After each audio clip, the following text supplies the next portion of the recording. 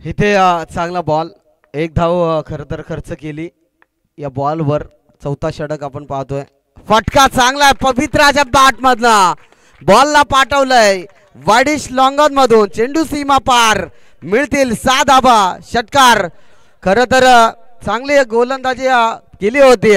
Strike rotate करणं देखील थांबवणं गरजेचं असतं, परंतु जसा पवित्रा गेला तसा पवित्राने आपले बॅटिंग देखील दाखवले.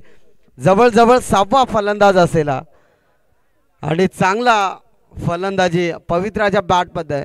पवित्राचं एक वैशिष्ट्य खरं तर पाहायला मिळतं, अंगात जी तरतरी आहे ती चांगली पाहायला मिळते आणि असे फलंदाज नेहमीच चांगली बॅटिंग करत असतात. आणखीन एक बॅटची फेस खोलला, त्याला पाठवलंय मिड विकेट दरम्यान, ठोकलाय सुनीलच्या विरोधात.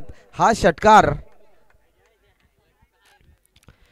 खरं तर जसा गणेश बाद झाला, जसा विशाल बाद झाला होता, तसा कुठेतरी वाटला होता टीम बॅकफुटवर गेले की काय, परंतु जसा पवित्रा गेला तसा पवित्राने आपले पवित्रा दाखवलाय.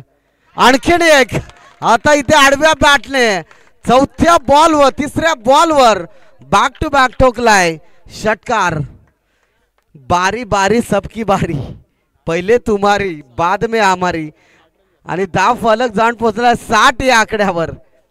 पहिल्या किरणला खरं तर 4 षटकार आले आणि इथे गोलंदाज सुनीलच्या विरोधात पवित्राची लाजवाब बॅटिंग. हा फलंदाज मला वाटतंय कुठं ठेवलेला दडवून, तो आता पाठवला. इथे आणखीन एक शॉर्ट पिच बॉल, त्यावर फटका दमदार आणि इथे चौथ्या बॉलवर देखील ठोकलाय षटकार. चांगली बॅटिंग पवित्राच्या माध्यमातून आपण पाहतोय.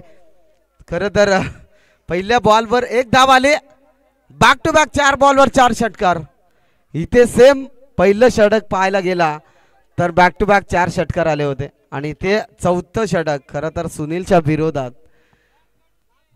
मॅच चांगली होईल यात शंका नाहीये. 66 धाबा त्या फलकावर जोडले जातील. हा देखील चांगला फटका आणि फुलटाच बॉल, त्यावर प्रहार मिड विकेट दरम्यान. शॉट पवित्राचा पाहायला मिळाला. बॉल चाललाय